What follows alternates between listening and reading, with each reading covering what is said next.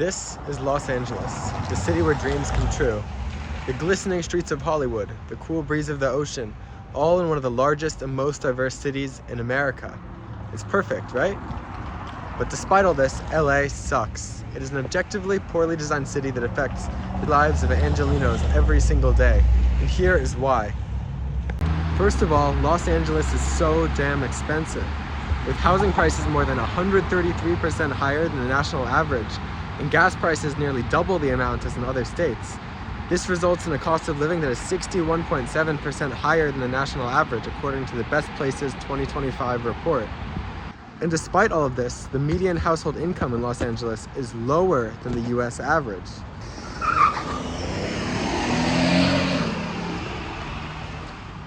Many people would argue that LA is expensive for a reason, that the higher cost of living is because it's great to live here, and that they're paying for the amazing weather in the beautiful area. And that's true, LA does have some of the best weather in the nation. The thing is, when the weather turns away from the sun, people start to complain.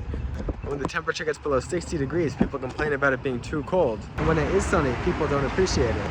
They treat each nice day as just another day and start complaining about other things, like droughts and risk of wildfires. So what good is good weather if we don't appreciate it?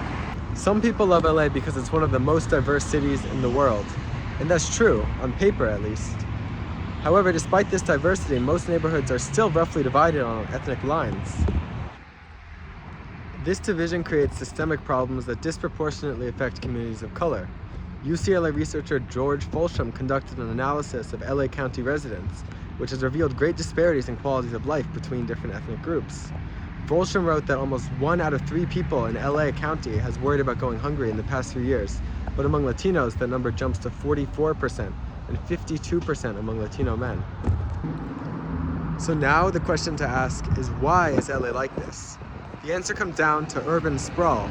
Los Angeles is huge, both in population and in area, and for nearly 100 miles in every direction, Los Angeles expands outwards, becoming emblematic of urban sprawl.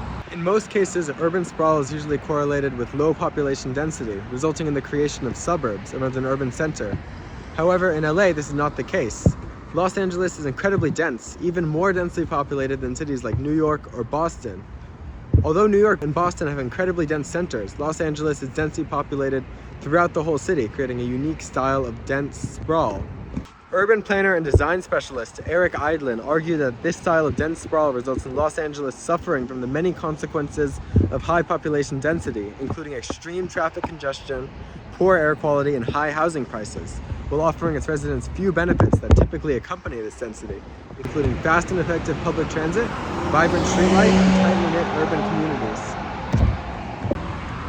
Here's another problem with Los Angeles: public transit.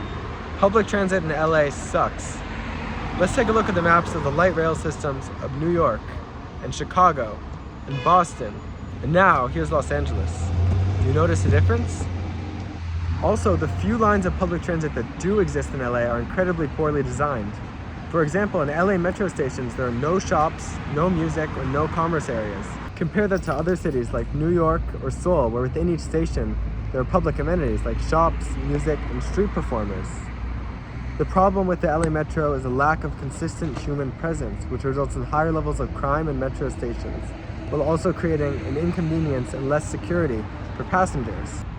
Even though there aren't that many trains in LA, there are lots of buses. However, these buses are incredibly slow, and the majority of bus stops don't even have shelters. Take a look at this bus stop right here.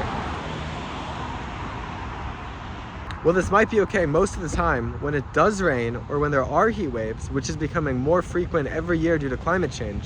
This results in a huge inconvenience for riders. Also, when people do drive, there is the traffic. Traffic has become synonymous with LA. Many riders have become accustomed to spending hours every single day in their cars. The problem with LA is that it's so car-centric. I talked about earlier how the public transit sucks, but what about other modes of public transit, like biking? Cycling in LA sucks. So much so that the Bicycling magazine rated it the worst bike city in America. This is because of a lack of bike infrastructure throughout the city, which makes cycling incredibly dangerous and inefficient. Peter Flax, a writer for Bicycling magazine, pointed out that only 3 US states have seen more cyclist fatalities than just LA County. Florida, New York, and California as a whole.